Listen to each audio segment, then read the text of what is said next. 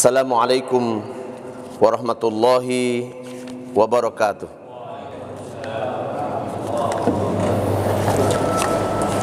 Innal hamdalillah nahmaduhu wa nasta'inuhu wa nastaghfiruh wa na'udzu billahi min sururi anfusina wa min sayyiati a'malina. May yahdihillahu fala mudilla lahu wa may yudlilhu fala hadiya lahu.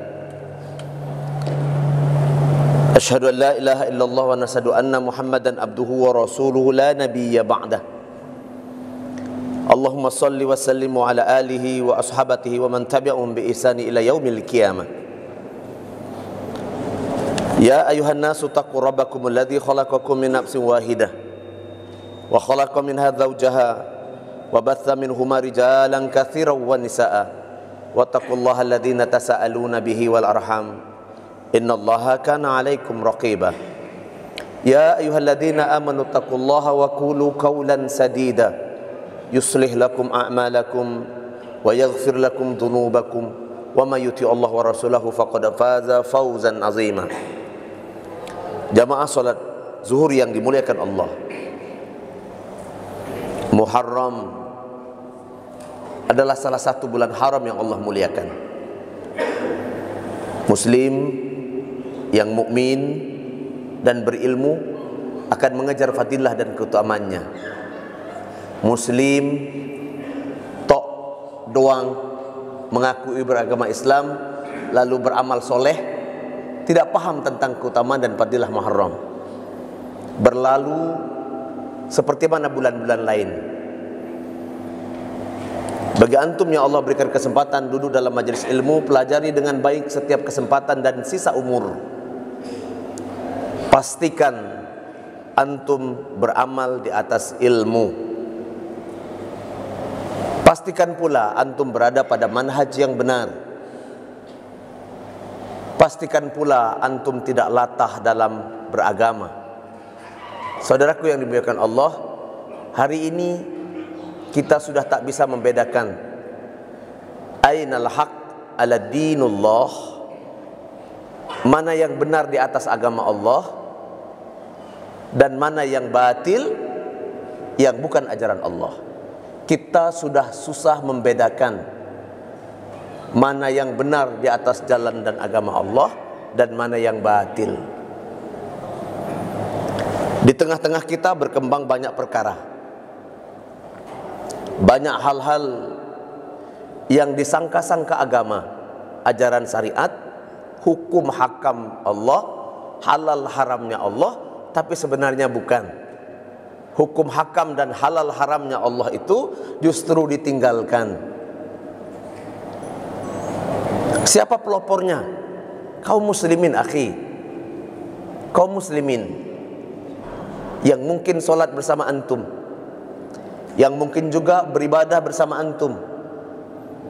Namanya muslim, tinggal dan hidup di lingkungan muslim. Kalau wafat dimakamkan di pemakaman muslim dengan cara yang Islam.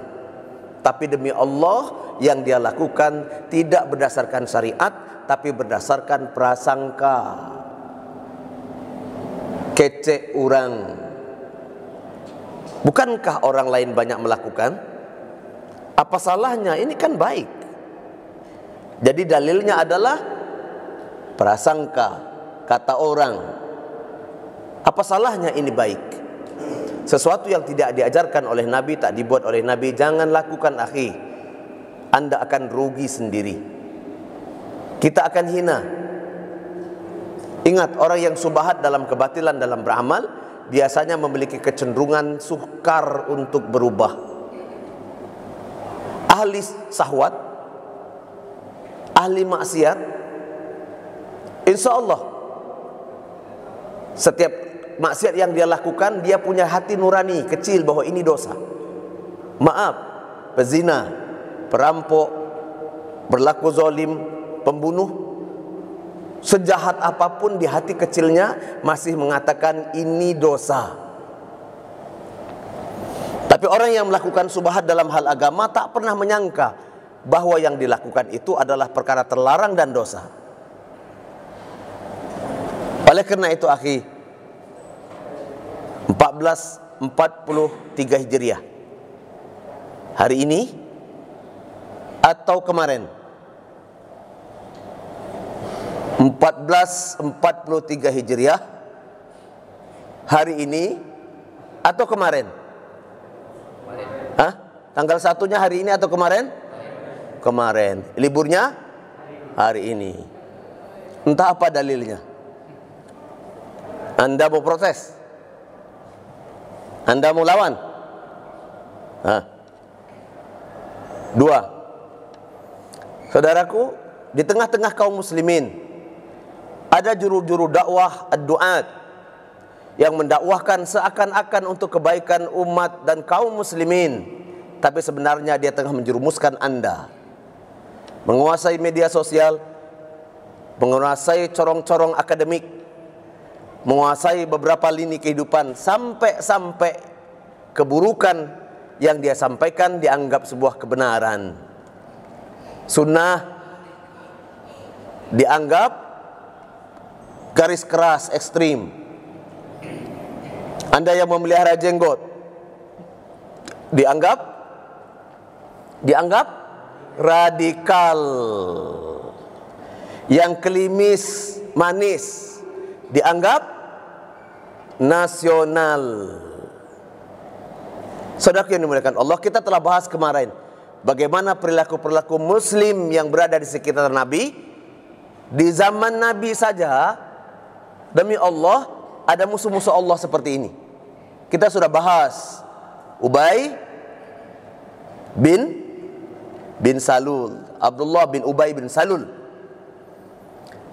Mati Abdullah bin Ubay bin Salul sebelum Nabi wafat. Tapi masih hidup Abdullah bin Ubay bin Salul wafat lebih dulu. Dan dikabarkan Abdullah bin Ubay bin Salul, dia sahabat, tergolong sahabat karena hidup bersama Nabi, berperang bersama Nabi, susah senang bersama Nabi. Karena dia masih muslim, kaum muslimin ingin menyolatkan. Hampir saja Nabi ingin mengimami solat. Sampai Umar menarik jubah Nabi, menarik imamah Nabi. Umar setelah menjadi khalifah berpikir, kenapa dulu aku berani ya? Ingin menunjukkan bahwa Umar tidak senang para munafik ini, Nabi SAW salat. Dan Nabi tidak menyolati mereka. Dan kita sudah datangkan hadis, jangankan nak solat, berdiri di kuburannya saja kita tidak diperkenankan. Di kuburan orang munafik meninggal Abdullah bin Ubay bin Salul, kemudian lahir. Apakah habis tokohnya? Enggak. Masih hidup Nabi dan sampai wafat Nabi, sampai Abu Bakar menjadi khalifah, sampai Umar menjadi khalifah, dia menjadi biang kehancuran Islam. Abdullah bin Saba. Abdullah bin Saba. Dan kemudian Abdullah bin Saba lah setelah wafatnya Rasul menunjukkan belangnya, bukan muslim tapi musuh-musuh Allah. Musuh-musuh Allah. Bagi muslim yang awam, yang mudah dan gampang dipengaruhi karena tidak ada ilmu di atasnya, maka ikut dalam kelompoknya. Dia datangi Irak, Mesir, Yaman untuk menggalang kekuatan. Untuk apa? Untuk menyatukan barisan agar menumbangkan ajaran Nabi SAW. Berbagai cara akhi, sampai membentuk pasukan dan dibohongi kaum muslim yang awam. Muslim yang awam yang memang tidak ada ilmu, dia beramal seperti mana orang awam beramal, ikut-ikutan dalam barisan ini. Dikumpulkan Yaman, Mesir, Irak, kumpul. Diajaknya berumrah, tapi kita singgah dulu ziarah ke makam Nabi. Alasan mereka. Tapi apa yang dilakukan? Apakah berziarah ke makam Nabi? Enggak, dia kepung rumahnya Utsman bin Affan. Dikepung rumahnya Utsman bin Affan berbelas hari.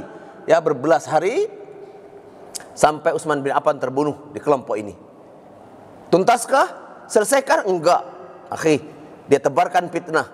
Terus dia tebarkan fitnah sampai terjadi perpecahan antara Muawiyah bin Abu Sufyan dan kelompok Ali. Dan terkena fitnah juga istri Rasulullah dalam perang Jamal. Coba perhatikan. Sahabat-sahabat Nabi, Zubair bin Awam terpengaruh. Aisyah radhiyallahu terpengaruh. Dipengaruhi oleh ini. Dan ketahuilah akhi, Abdullah bin Saba lah pencipta ajaran agama baru, Rafidah. Syiah Rafidah. dia mengatakan itu Islam, wallahi Rafidhah bukan Islam.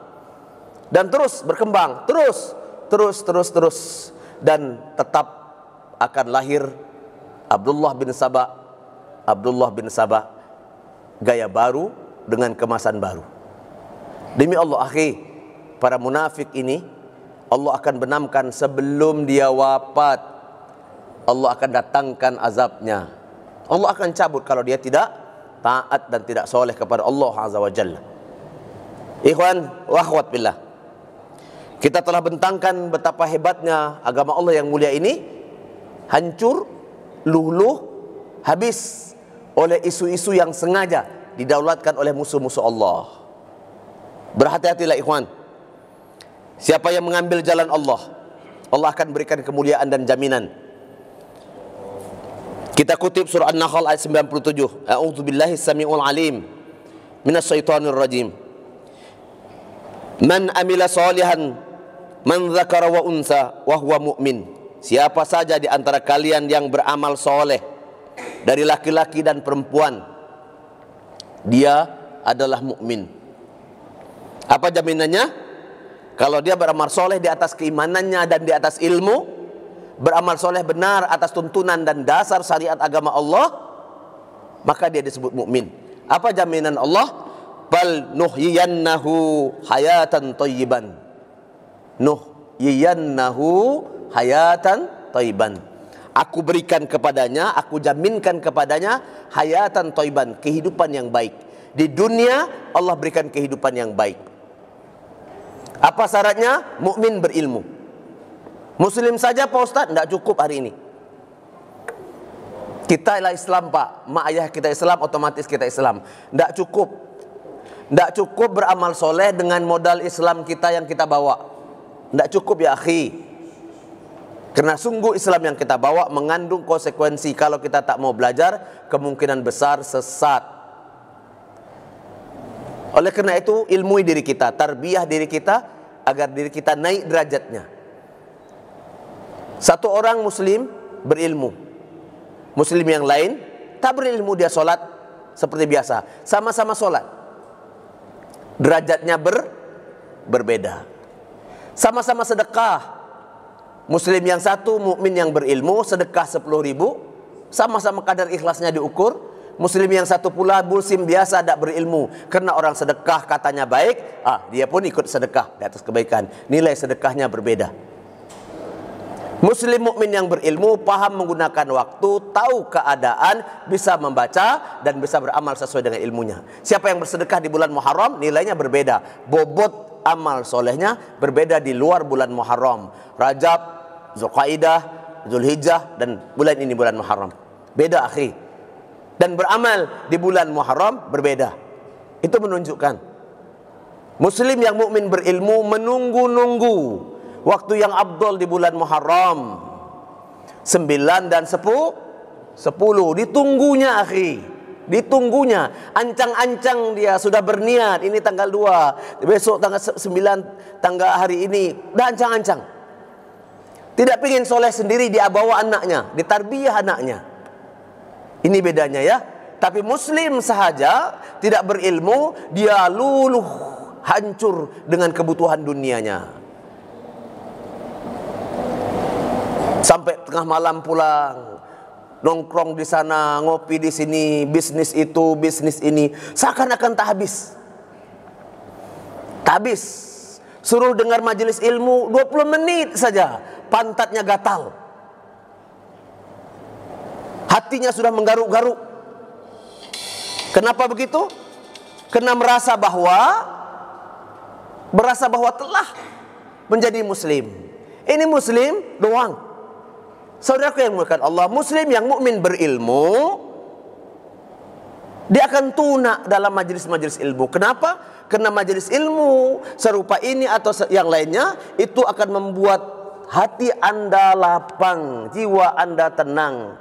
Hati kita ini bagaikan tanah gersang, tandus akhi. Dengan ilmu bagaikan air hujan yang disirami. Sebab itulah orang yang lama dan mau duduk dalam majelis ilmu, hatinya akan lembut.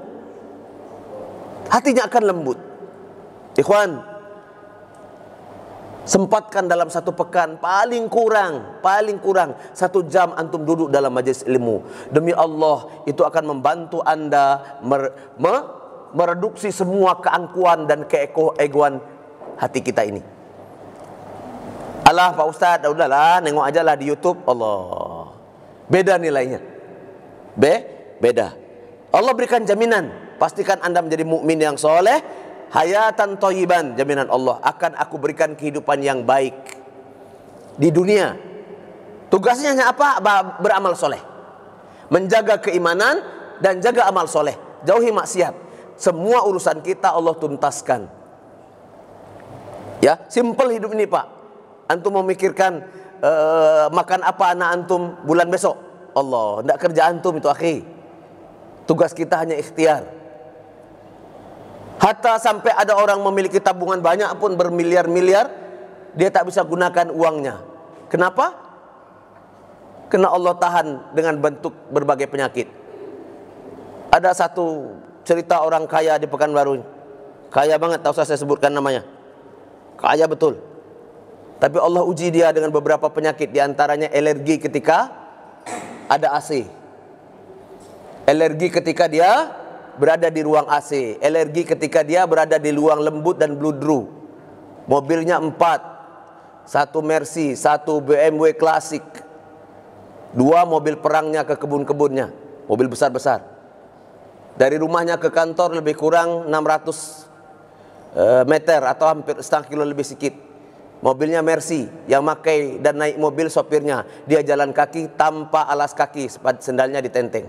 Setiap hari Pak, jalan di trotoar. Allah. Saudaraku, Allah cabut nikmat.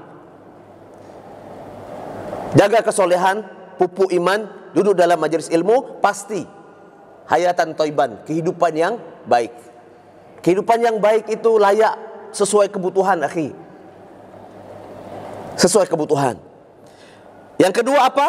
Kata Allah Azza wa Jalla sedikit lagi. Wala nujziyannahum ajran bi ahsan. Nah, lihat.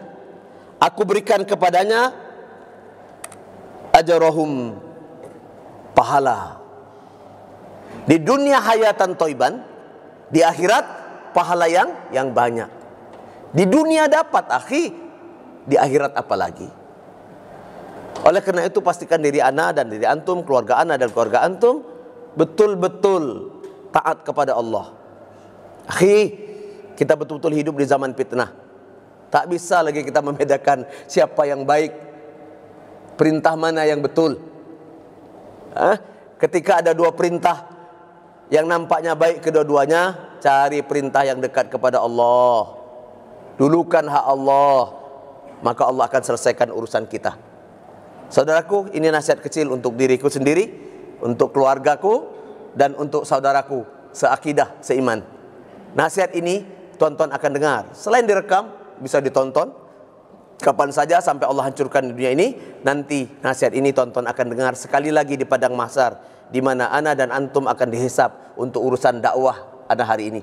Lisan yang ana ungkapkan, kalimat-kalimat yang anda sampaikan, yang terdengar di telinga antum hari ini, sama ada antum terima atau tidak, tidaklah mengapa bagi ana. Bagi ana hanya menyampaikan dan belajar ikhlas dengannya. Bagi antum kalau mendengarkan dan ini baik menurut syariat Allah, antum amalkan, antum dapat kebaikan dan ana pun dapat pahala. Kalau dosa dan salah yang datang dari saya, ya itulah kekurangan dan kelemahan saya. Di akhirat kita akan jumpa berapakah konten kita solat zuhur hari ini. Di akhirat besok tonton akan lihat. Ikhlaskah saya imam? Ikhlaskah saya menyampaikan? Nanti kita akan ada kontennya masing-masing akhi. Semoga konten kita memberatkan amal soleh kita dan menjadikan kita ada sahabat di dunia dan sahabat di akhirat. Ingat, orang soleh saling memberi syafaat.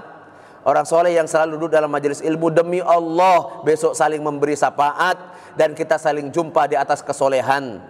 Bahkan anak kandung yang anda sayang-sayangi, istri yang anda cinta-cintai itu cenderung nanti tidak ada jaminan apakah dia jumpa atau tidak, kecuali berada di atas kesolehan yang sama. Ana anda kenal antum begitu akrab, seperti mana antum juga baru sekali melihat ana. Kita duduk dalam kebaikan majelis ilmu dan berharap ridha Allah. Semua dengan amal secuil ini Allah angkat kemuliaan kita, dijadikan kubur kita taman di antara taman di surga, dan dibangkitkan para mujahid bersama para syuhada dimasukkan ke Jannatul Naim. Amin Allahumma amin. Kita tutup dengan doa kipada majelis. Subhanakallahumma bihamdik asyhadu an la ilaha illa anta astaghfiruka wa atubu ilaik. Assalamualaikum warahmatullahi wabarakatuh.